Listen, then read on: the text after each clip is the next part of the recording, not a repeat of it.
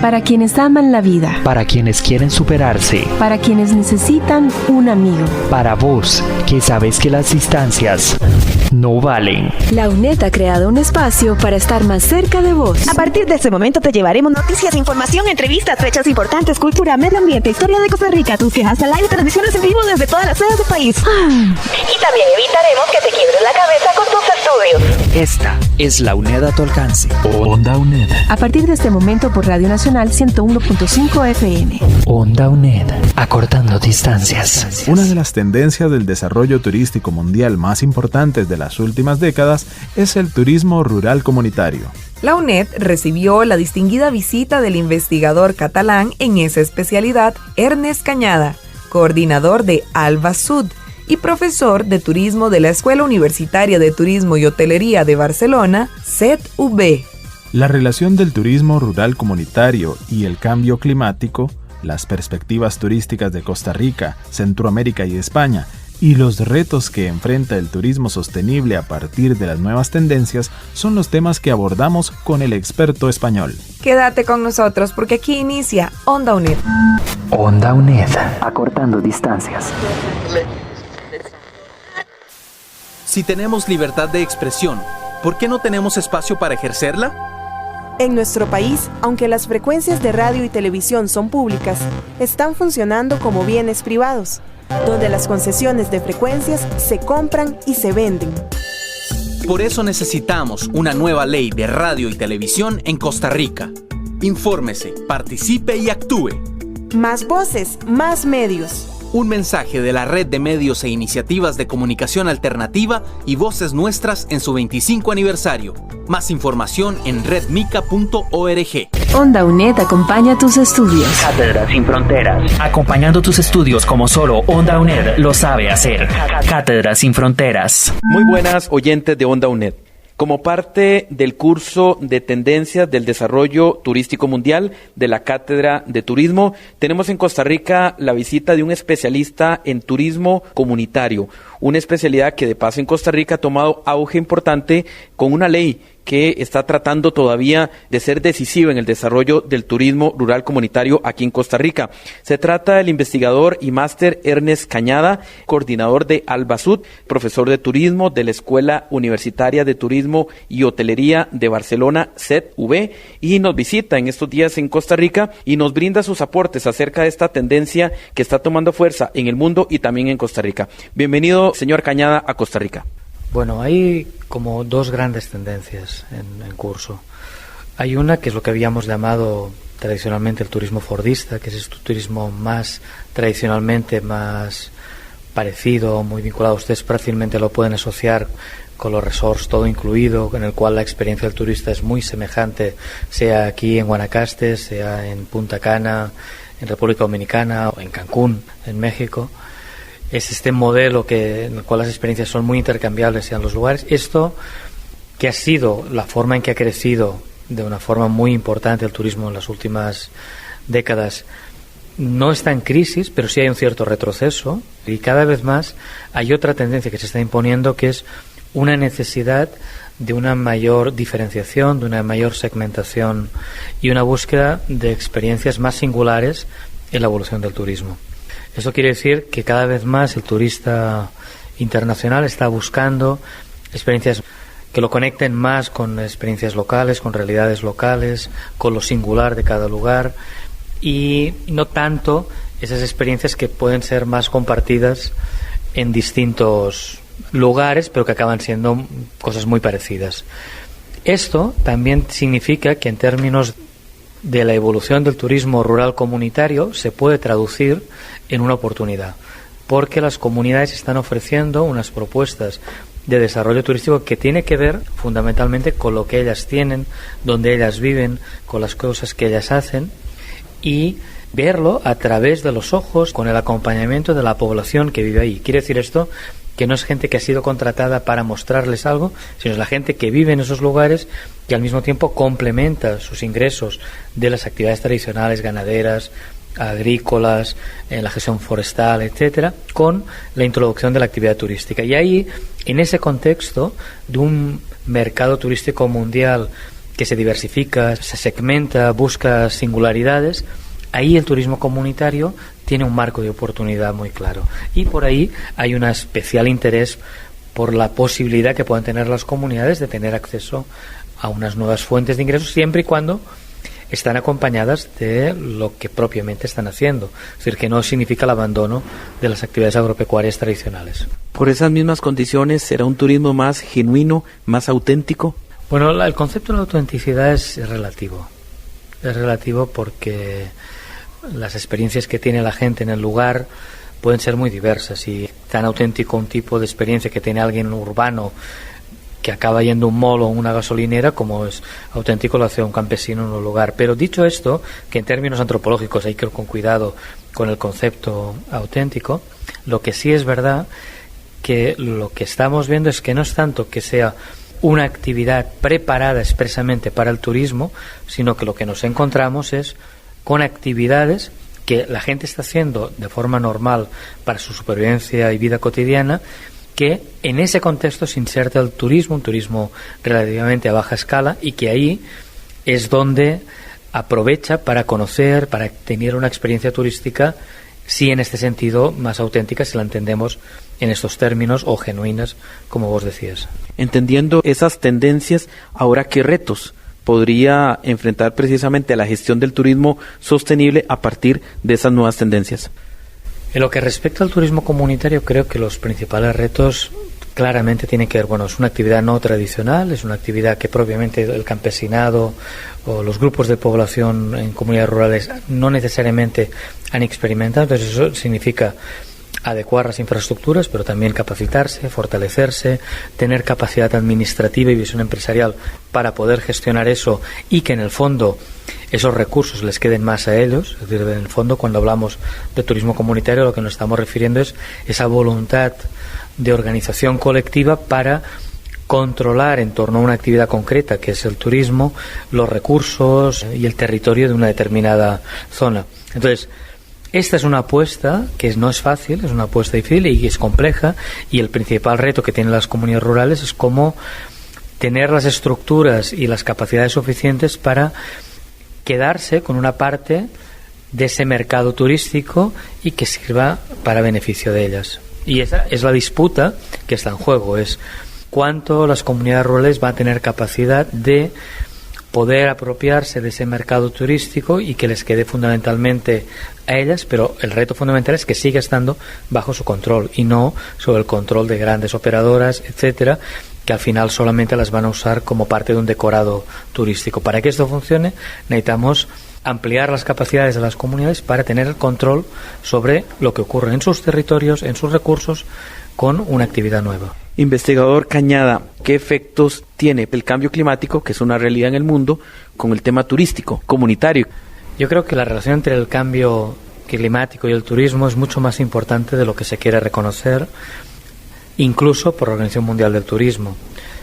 Porque el turismo es un factor que juega en la relación con el cambio climático, por una parte como causante, y al mismo tiempo sufre sus efectos. Como causante porque una parte fundamental del transporte aéreo está generando emisiones de gases de efecto invernadero que están contribuyendo de forma significativa y mucho más de lo que se quiere reconocer por parte de la OMT en este cambio climático, es decir, esta movilización de turistas internacionales a través del transporte aéreo provoca, incrementa el cambio climático, y al mismo tiempo el desarrollo del cambio climático genera una mayor vulnerabilidad sobre territorios que, habiéndose especializado sobre el turismo, se encuentran que sus efectos les está perjudicando, entonces esa vía de desarrollo se ve impedida. Entonces creo que en este proceso, sin plantear en términos absolutos, es necesario que el turismo comunitario evolucione también más desde la proximidad.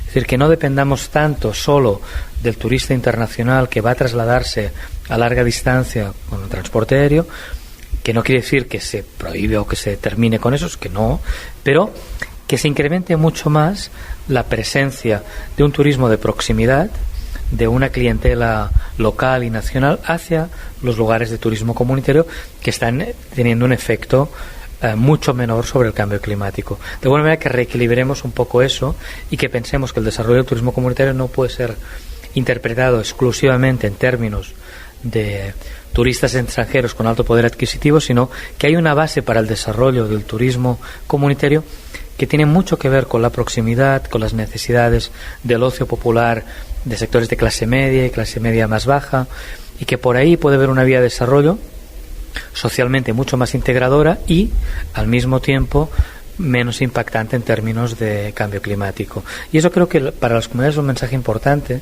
porque ellas han hecho un desarrollo muy vinculado a la voluntad de la conservación ambiental. El esfuerzo que están haciendo las comunidades vinculadas con el turismo comunitario es enorme por mejorar los niveles de protección y de conservación y de mejora del entorno en esos lugares donde ellos habitan. Entonces creo que pueden entender bien que uno de los causantes del cambio climático es también esa movilización, junto con el transporte de mercancías, también la movilización de los pasajeros internacionales, y que por ahí necesitaríamos reequilibrar mucho más nuestro mercado, poniendo también más el acento en ese mercado local de proximidad. Ahora, señor Cañada, ¿eso no dependería de tarifas? Porque aquí en Costa Rica hace algunos años vimos precisamente una tendencia a bajar tarifas cuando estaba la contracción mundial del turismo, 2008, 2009, toda esta la contracción mundial económica, y precisamente aquí muchísimos hoteles optaron por bajar tarifas. Fue cuando se acordaron que el turismo local también valía. Con el tema de las tarifas, yo creo que hay dos factores. Hay una parte que tiene que ver con decisiones empresariales, de cómo manejas tu negocio y principalmente de las agencias aéreas de aviación. Entonces son las que pueden marcar un poco como esa evolución. Entonces hay cosas, por ejemplo, hace pocos años los precios que habían en las tarifas aéreas para moverse por Centroamérica eran absolutamente desmesurados y no se correspondían necesariamente, no eran correlativos con los precios del petróleo. Era más decisión empresarial de cuánto querés acumular en cada. Y en la medida que ha habido más competencia dentro de Centroamérica y acuerdos políticos, esos costes han bajado. Entonces yo creo que hay un factor ahí que tiene que ver con cómo se manejan los negocios. Pero luego hay una tendencia a largo plazo que es bastante inevitable, que es la del pico del petróleo. Estamos en un momento en que las reservas de petróleo barato que teníamos hace años están terminando o ya están terminadas. Con lo cual, independientemente de que ahora podamos estar viviendo un momento de caída del precio del petróleo, que va a estar muy fluctuando en función de coyunturas geopolíticas y económicas internacionales. Y el fracking, por ejemplo. Pero la tendencia a largo plazo es a un incremento de los precios del petróleo. Con lo cual, la evolución a 12, 15, 20 años del mercado turístico debe incorporar también qué va a ocurrir. Y hoy por hoy es fantasía pensar que otras fuentes de energía no fósiles nos van a permitir mantener los mismos modelos y dinámicas de consumo. Y cuando uno ve el fracking, como vos mencionabas correctamente, te das cuenta que responde más, en muchos casos, a una dinámica especulativa que necesariamente una dinámica de obtención de combustibles más baratos. Entonces, una cosa es, en el corto plazo, cómo manejar los negocios y cómo manejar tarifas, etcétera, y algunas cosas me parece muy alegre que hayan bajado de precio porque no respondían a criterios objetivos, y otra cosa es qué va a ocurrir a mediano, largo plazo. Y ahí la tendencia, que no solamente podemos tomar en cuenta el cambio climático, sino que debemos incorporar en la ecuación pico del petróleo. Y es una variable clave para entender el futuro del turismo, y parece que va a ser muy complicado poder mantener las mismas pautas de consumo que hemos mantenido en décadas atrás. Entonces esa dimensión, por eso es necesario que el turismo comunitario empiece a pensar también en términos de proximidad, sin necesariamente decir que no vamos a utilizar en absoluto el turismo internacional. No se trata de prohibiciones en esos términos, que sería un absurdo, pero sí de pensar cómo reequilibrarte y ser menos vulnerable ante esos factores y ante ese escenario realmente complicado y complejo. Señor Ernest Cañada, de visita aquí en nuestro país, investigador, coordinador de Albasud. Él es ciudadano catalán, no español, como un poco dicen en su tierra. Hablemos un poquito de esta organización, precisamente Albasud. ¿Cómo surge esta organización y cuál es su objetivo? Albasud es un centro de investigación y comunicación para el desarrollo. Nació el año 2002 en Barcelona, pero rápidamente trabaja en torno a una serie de temas que tienen que ver con el turismo responsable, el trabajo decente, los usos del territorio y los recursos naturales en esos territorios, y lo hace en distintos territorios o en distintos ámbitos geográficos, fundamentalmente en Centroamérica, pero también en el sur de Europa. Entonces es un centro de investigación que llevamos años trabajando en estas problemáticas, tratando de pensar y construir herramientas que permitan a las organizaciones sociales mejorar sus condiciones, haciendo puente también entre el mundo académico, el mundo de la universidad, con las organizaciones gremiales, sociales, sindicales, para pensar alternativas y al mismo tiempo también, y cuando se puede, con los poderes públicos, tratando de generar políticas públicas mucho más equitativas y democráticas al servicio de las mayorías de la gente y no tanto para grupos privados de poder. Somos fundamentalmente un think tank, esa es nuestra función, un think tank pensada para los movimientos sociales.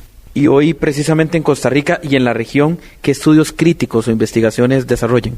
Miren, nosotros en estos momentos estamos trabajando en torno a dos grandes temas vinculados al turismo. Uno tiene que ver con el turismo rural comunitario, una investigación que llevamos años desarrollando entre El Salvador, Nicaragua y Costa Rica, sobre la posibilidad de pensar en términos de economía popular, alternativas de desarrollo que, sin abandonar las actividades agropecuarias tradicionales, permitan a la gente de las comunidades incorporar nuevas actividades, diversificar, complementar rentas, de alguna manera que ayuden a capitalizar el campo, mejorar la vida de las comunidades rurales desde la base del control que ellas, el control colectivo que ellas pueden tener sobre esos territorios y esos recursos. Y esta sería una gran línea de investigación. Y la otra, también relacionada con el turismo, tiene que ver con dos procesos.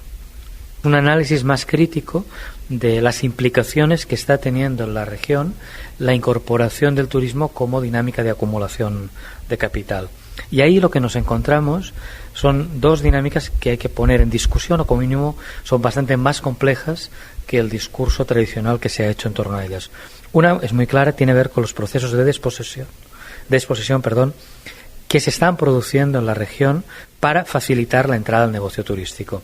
Esto tiene que ver con procesos de cuando la gente se le está vía mercado, vía de una forma más violenta, desposeyendo de su tierra, de los recursos tierra en el cual está trabajando y viviendo, para la instalación de negocios turísticos, o la desposesión del agua, por ejemplo, los conflictos que tenemos en torno a los usos del recurso hídrico.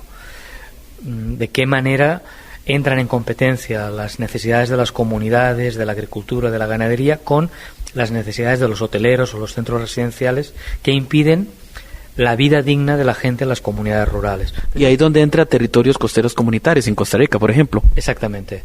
Es uno de los procesos que le hemos dado seguimiento con preocupación por este proceso de expulsión que se estaban viviendo las comunidades costeras. Entonces, ese ha sido, dentro de este proceso de análisis crítico de qué implicaba este incremento del turismo que se produce desde los años 90 para acá en la región, como vía de acumulación. Esta ha sido una línea. Y la otra tiene que ver, más reciente, tiene que ver con las condiciones laborales de los trabajadores y trabajadoras que están trabajando precisamente en este sector.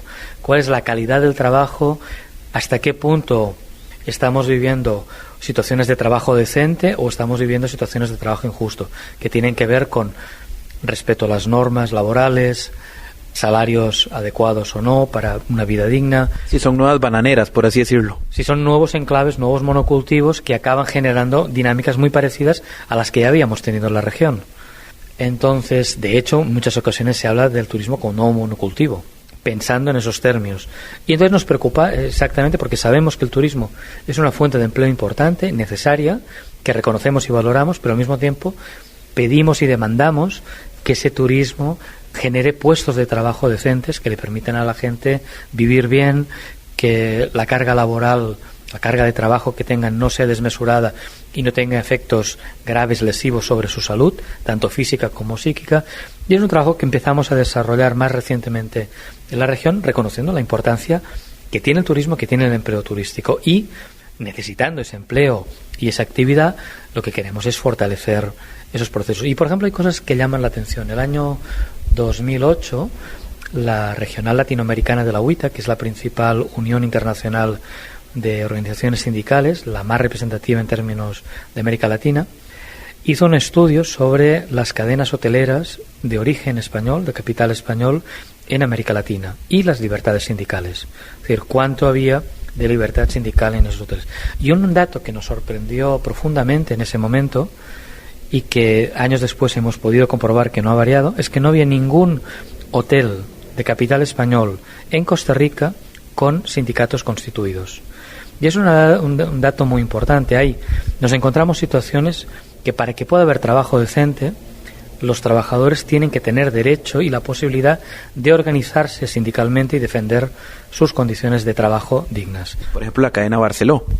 La cadena Barceló, la cadena Riu u otras. Es decir, de lo que estamos hablando es que grandes cadenas hoteleras, y eso ocurre con las cadenas hoteleras españolas, pero también ocurre con las norteamericanas o italianas cuando se han venido, o más recientemente con cadenas construidas en América Latina, nacidas aquí en la propia América Latina. Es decir, nos encontramos con una situación primaria muy grave de una actitud antisindical por parte del empresariado que creo que tiene una mirada muy corta. A largo plazo necesitamos que los trabajadores tengan buenas condiciones para poder ofrecer un buen servicio. Si la mirada es tan a corto plazo que lo que tú quieres es, como tengo un sindicalista en el hotel, lo corremos, lo despedimos y evitamos y creamos barreras para evitar ese contagio sindical, al final las condiciones de desigualdad son tan grandes entre el empresariado y los trabajadores que ese negocio acaba generando mal servicio. Lo que necesitamos es mejorar las condiciones de trabajo, mejorar las posibilidades de profesionalidad de los trabajadores para que puedan dar un buen servicio a sus clientes. Si no hacemos este recorrido, al final vamos a acabar compitiendo siempre en términos de costes. Si solo apostamos a la rebaja de costes, a la larga, la calidad que recibe el turista es cada vez menor. Si apostamos a precarizar las condiciones laborales de los trabajadores, ellos no van a poder dar una buena atención al turista. Y eso, el problema es que siempre te vas a encontrar países que puedan competir en esos términos, que puedan rebajar más el salario que uno, con lo cual los estándares de servicio que se pueden estar brindando cada vez son peores. Entonces creo que es una mirada muy a corto plazo, que el hotelero la puede tener en cierta medida porque piensa, bueno, hago esta inversión, en 5 o 6 años la recupero y todo lo demás es sobrante. O sea, ya no importa. Pero como país es muy importante que las autoridades públicas y la academia tome conciencia de eso, porque lo que te estás jugando es la calidad del destino turístico. Y el hotelero, en un determinado momento la inversión se puede ir una vez haya recuperado su inversión, pero el país se queda, la gente se queda. Entonces, tú debes apostarle por la mejora de la calidad del empleo y, por tanto, la calidad del servicio que le estás brindando al turista. Entonces, yo creo que esa es una apuesta importante en términos de país que no deberíamos pasar. No siempre ofreciendo las condiciones más ventajosas para el inversionista y dándole todas las facilidades, acabas favoreciendo que a largo plazo esa apuesta turística que has hecho como país y que es muy legítima acabe funcionando. Entonces, si miras las cosas a muy corto plazo, pueden funcionar, pero cuando las miras a más largo plazo y como país, como población que te vas a quedar ahí, eso hay que ponerle atención. Bueno, le agradecemos mucho a don Ernest Cañada, investigador máster aquí de visita en el país, en la Cátedra de Turismo, en la cual pues se ha dirigido a los estudiantes ampliando estos temas en torno al turismo rural comunitario. Él es coordinador de Albasud y además es profesor de turismo de la Escuela Universitaria de Turismo y Hotelería de Barcelona, CETV. Le agradecemos a don Ernest haber compartido este rato. Danilo Chávez, Onda UNED. Esto ha sido Cátedra Sin Fronteras, acompañando tus estudios como solo Onda UNED lo sabe hacer. Si somos una sociedad plural y culturalmente diversa, ¿por qué la mayor parte de nuestros medios radiofónicos y televisivos no atienden nuestras verdaderas necesidades de información y comunicación? Bueno, escuche bien, familia. Es nuestro derecho tener acceso a las frecuencias de radio y televisión y construir colectivamente nuestros propios medios de comunicación. Por eso necesitamos una nueva ley de radio y televisión en Costa Rica. Infórmese, participe y actúe. Más voces, más medios. Un mensaje de la Red de Medios e Iniciativas de Comunicación Alternativa y Voces Nuestras en su 25 aniversario.